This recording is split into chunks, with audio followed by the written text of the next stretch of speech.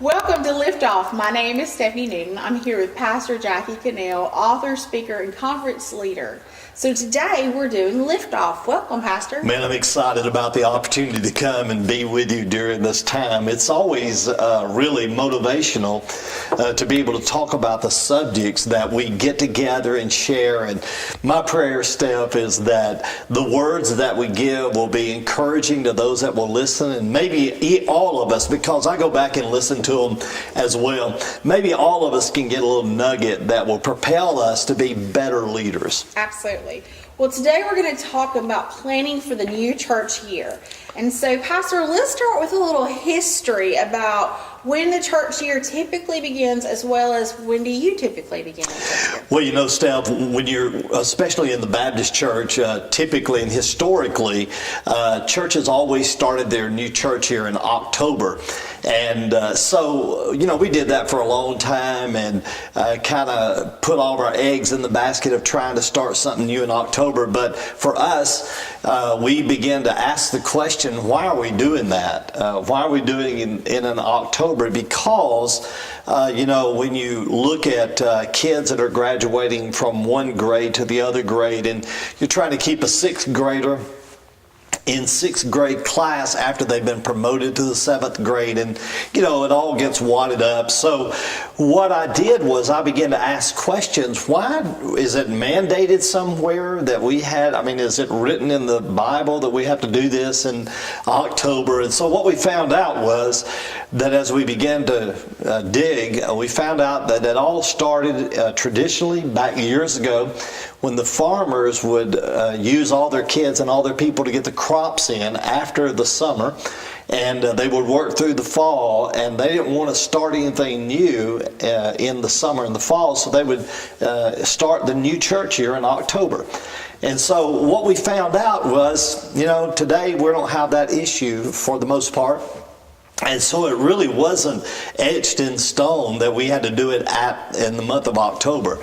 And so we kind of moved it back to say, okay, we're going to start our new church year in the month of June. That is when May finishes and everybody's kind of wrapping up the school year.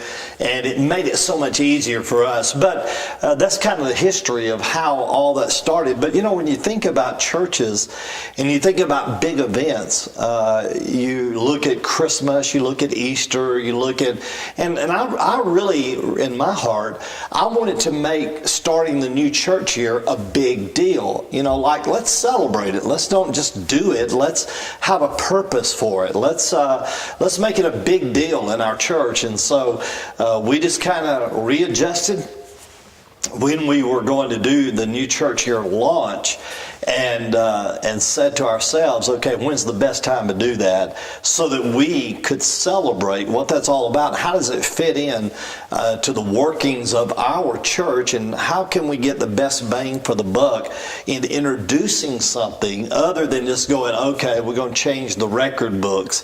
We want to make something happen with that. And so it's bigger than just, oh, okay, we're going to start keeping a new record.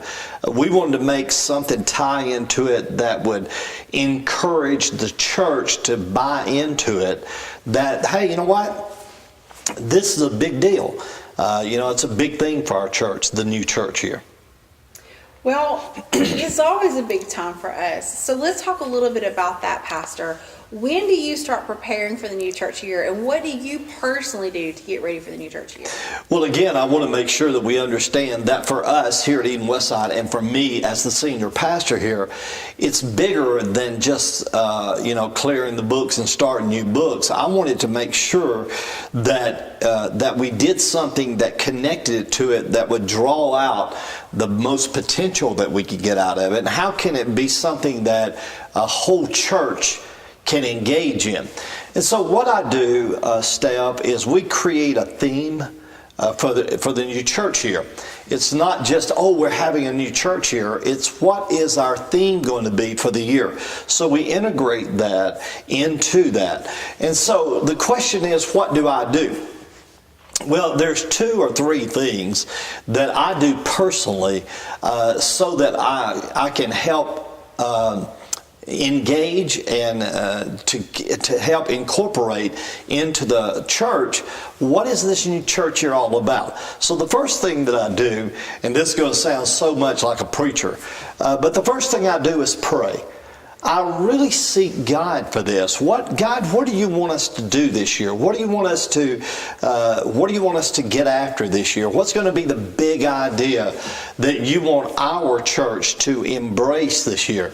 And so I really do put it to a lot of prayer. I just pray and say, God, where do you want to take us this year? What do you want us to wrap our year around as a theme? And so let me make sure you understand this. We have now moved from starting a new church year to the big idea, what's going to be our church theme for the year. So we're introducing really and truly what's the big idea for the church over the coming year from June to May.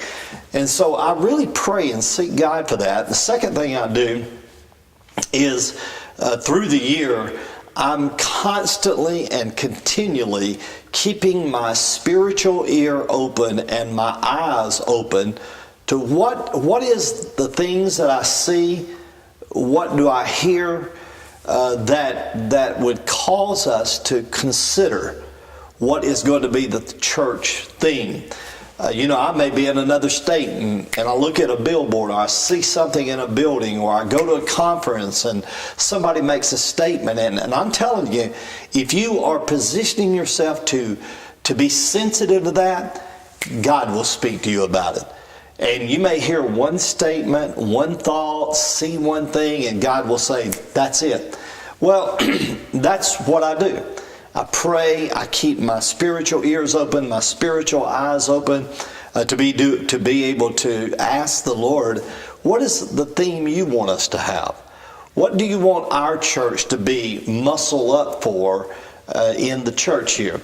And then the second thing I try to do is once I begin to look at all that, I try to see the big picture. Now, that's important, everybody, to see the big picture, because you know what? Here's the deal. It's not so much can I be inspired by it, but can I sell it to the big picture? Can I make the big picture happen with that theme? Meaning, I have to evaluate that. I have to go, gosh, when I come back to our church or I introduce this, can I get buy-in from everybody? Will everybody go, yeah, that's great. That's a great idea. That's a great theme coming up. And so I try to get the big picture, and then I try to get the buy-in from the leaders of the church, and then to be able to ask myself, this is a crazy statement, but I think it's an appropriate statement. And this is it, y'all. Is it transferable? Can I transfer it from a concept down to a team, into managing communication and teaching of it, and get the church to buy into it, to go, wow, this is good for us? Can it be transferred from the pastor or the leader to the team, to the congregation, and to fulfill what it's all about? And so I have to really think about that. I guess if I had to sum it up, I have to really think about that. I have to go, wow, can this really work here? Is it really God? Can it really work here? And so that's the first thing I do, is getting myself prepared for it, those things. So once you're prepared, then it's a matter of taking it to the servant team and getting their buy-in, and then they get the task of kind of doing the same thing, about thinking about it and thinking about how that kind of dilutes down into some departments. So let's talk about the church as a whole. What are the preparations that the staff needs to make for the new church year? Well, again, I'm historically been the guy that's kind of made that happen and put all that. Today, thank God, I have a team of people, which you're a part of, that we sit down and we talk about it. I may have a big idea about something, and I want to make sure that I get a team around me that we can toss it around and kind of shape it up and kind of look at it and chisel away at it. And Steph, you know as well as I do, that a lot of times we'll get in those meetings and man, we'll start here and end up here. But the good thing about that is when we start here and end up here and we've wrestled through all that and we've worked through all that, everybody in the leadership team now has ownership of it. Right. And the ownership of it is critical. I'm not trying to force anything then. Now, what I'm doing is I'm able then to go, well, let's do this. It's not, I want to do this, but let's do this. And so I think it's important for leaders, whatever you're doing, is to be able, I think everything rises and falls off leadership. You've heard me say that a million times. But you also have to get people on board with you. And part of getting people on board with you is giving them a big idea and letting them work through it, to come down to a focal point to go, okay, we can own this now. Or better statement is, this owns us now. Because we know, being in those meetings, all of a sudden we'll go from here and all of a sudden people are getting excited about it. And man, their life is getting into it now. And life is happening. And excuse the expression, but we're giving birth to it. And man, all of a sudden we're owning this thing in life, and it starts jazzing. And when you do that, then what we do is we develop what we call our key leadership retreat. We write all the material, we put it in a manual type form. Let me go back to that. We take the concept, work it through to a point to where we have buy-in from a leadership team. And then all of a sudden we begin to work through that to put it on paper. And at this point we're having different people work on their section of that big idea. You start off with a big idea, you may have 7 pieces of that big idea or 5 pieces of that big idea. And so, to say, okay, would you mind working on this piece of it? And would you write it and put it on paper, present it to me so I can look at it and overview it, and then say, hey, you know what, we're going to have a key leadership retreat, and we want you to present that. And so now we went from a pastor to a strategic group to now we're going to take it to another level, and that is our leadership team. We're going to take them away to a place, whatever that place may be, and we're going to take a Saturday. Now, are you listening to this? We're going to take a Saturday, and we're going to go away, and we're going to bring the shakers and the movers together, the leadership together, and we're going to make this presentation to them. Hey guys, this is what we're doing starting in June. Now listen, don't wait to June to do that. We do that 2 months prior to June. We'll do it in April, March, April. So we've got all that done early on. By the way, just so you know, we don't start looking at this in the beginning of we start looking at this like in September after we've just launched the last one. So we start putting all our pieces together early so that we do a good job in presenting it. So now we've got the concept, we've worked it through the group, the strategic group. Now we're going to communicate it to our leadership team on a Saturday, and we're going to take them off. We're going to buy lunch. We're going to have some type of breakfast. We're going to make it a great day. We're going to engage in that. And we're going to present the big idea. And then what they will do at that point, they'll come in, we'll go through the manual that has been written and approved. And once we communicate the manual to the team, then it becomes their responsibility to take it to the congregational level. The congregational level of their influencers and their shakers. And then in June, I'm going to preach a series of messages on it that says, hey, this is our new church theme. Take your Bible, let's look at it, and here we go. And so now everybody's making it all happen. But you see how it worked? You start with your pastor or your vision cast leader. You go to a strategic team, a development team. They then communicate it out to your leadership team. Your leadership team communicates it out to their leadership team. And then starting in June, we communicate it to the whole church. Now that's kind of the flow of that. What do you think? I love it. And I love serving on our key leadership team. It's so much fun to start early in the fall thinking about the new church year and how that's going to look and shape up, and begin to think about how I'm going to implement that into my area and how I'm going to influence the people that are under me to see that, to live that out. And so it makes for a great strategic planning, and it's a great way to kind of shape up that new year and really set some vision for that. So Pastor, that's a place let's talk about for a minute. So when you think about that new theme, how do you settle on the theme? On the theme itself. Well, you know, what we've done in the process of it, we'll come together and we'll ask ourselves some questions, or let me start like this, Steph. I'll say, hey, I got this idea, or these 3 ideas. What do y'all think? Or we'll ask ourselves this question, what's God up to? What's God up to in our church? What's the Lord doing here? And I think that what we call our think tank meeting, to be able to come together and just have an open forum to go, well, hey, we're going to be talking about our new church year theme. What's your thoughts? And having that open forum with a strategic group to be able to go, wow, this is good. Now, there are times, honestly, there are times when I can walk into a new year and go, hey, you know what, this is it. I mean, you know, we just got to work from here. But there are other times when, you know, I don't really have clarity on that. So I can open myself up to a think tank meeting with a group of leaders and go, what are y'all thinking? And I think the buy-in of all of that is critical in how we process that.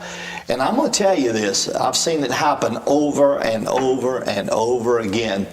When you're praying about it and you're seeking God for it, and you're talking about it, when it's there, you'll know it. I think that that's a great place for a pastor or a staff member to start if they're thinking about vision and vision casting and possibly the new church year and how to prepare for that.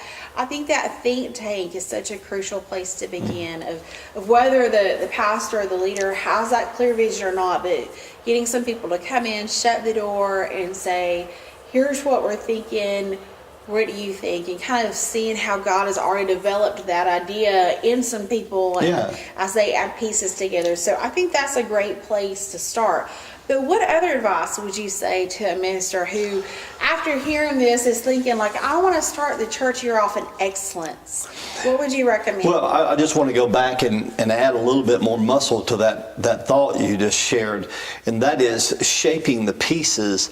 I think that as leaders, whether you're a pastor, whether you're a department leader, or whatever it is, don't be afraid to bring people in and give them freedom to dream. To be able to come together as a group and go, well, let's think about this. You know what? I have found in my life that we may come into a meeting and just be, circling the airport, man. You know, you just don't have it together. And then before that meeting is over, everybody's walking out going, whoo, man, we got this, you know. And I think I just want to say to you, in regards of as a leader, don't be intimidated by letting someone else birth a big idea. Don't be intimidated by going, wow, that's terrific. I didn't think about that. You know, that's how God formats things a lot of times. I don't have to be the brainchild of everything.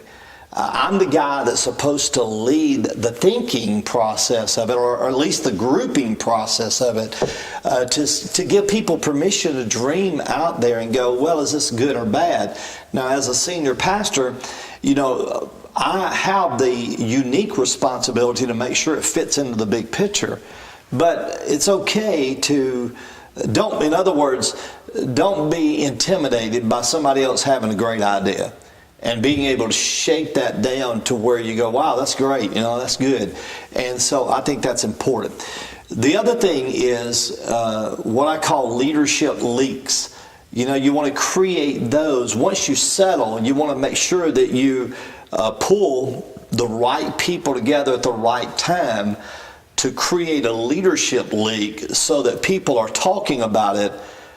People see it before they see it, or people have it before they get it. I don't know if that makes sense for you or not, but that leadership link that you develop through your meetings and through your teams, once you get down to the bottom rail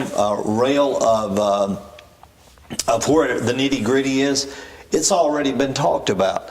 I mean, people are already sharing it. People are already bought in. So you don't have to have a hard sale on it. You know, you want to create a leadership leak so that people are already talking about it. Now that puts a lot of heat on you as a leader, because if you're a last-minute leader, it's not going to work for you. That creates some real discipline in your life to be able to think ahead of the curve, to be able to be the leader that you should be in whatever you're leading.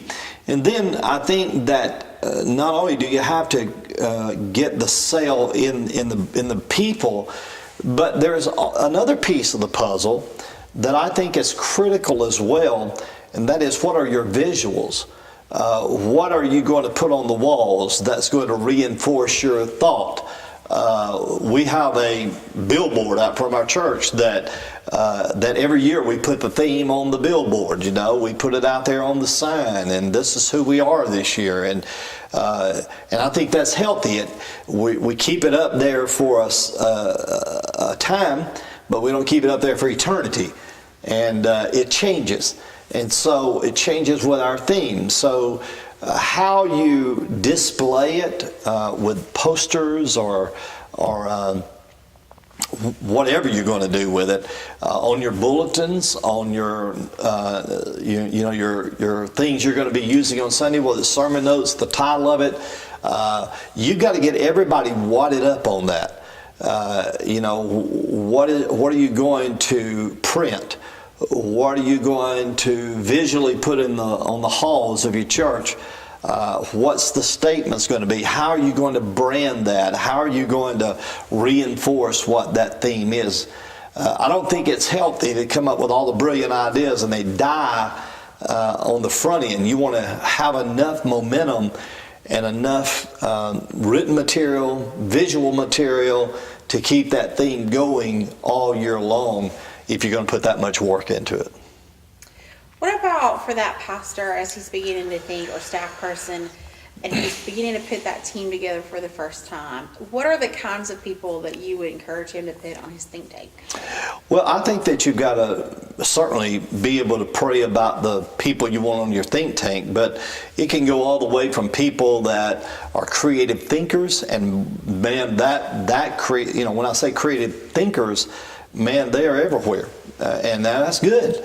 You need the creative thinkers. You need people that know how to write well, people that know how to spell good, people that are logical in their thinking. I just think that it's true, Steph, regardless of what you're doing. I wouldn't put everybody on the team that are the same. I would diversify the team, which we do, in such a way that different people bring different pieces to the table. And I think that's very healthy. So I would encourage you that are listening, whether you're thinking about a new church here or whether you're thinking about reinventing your department, to get a think tank together and get people with different perceptions and different ideas to come to that and just process it, man. And you're going to find that when you get diversity, that diversity is going to create some challenges for you, but those are healthy challenges. So I would encourage pastors and leaders to make sure you do that. You don't have to put everybody on the team that just thinks exactly like you do. I think that's boring. And so I think it helps us to stretch ourselves to hear different opinions and different ideas. All right. Well, I hope that you've enjoyed Liftoff today, and I hope you feel prepared to start a brand new church year with excitement and enthusiasm and excellence. If you've enjoyed our Liftoff today, then we'd love for you to help us make our goal of making Liftoff the premier tool for ministry training. If you have questions or comments, or you'd like to continue the conversation, join us at www.jcimpact.org. Thanks for joining us today.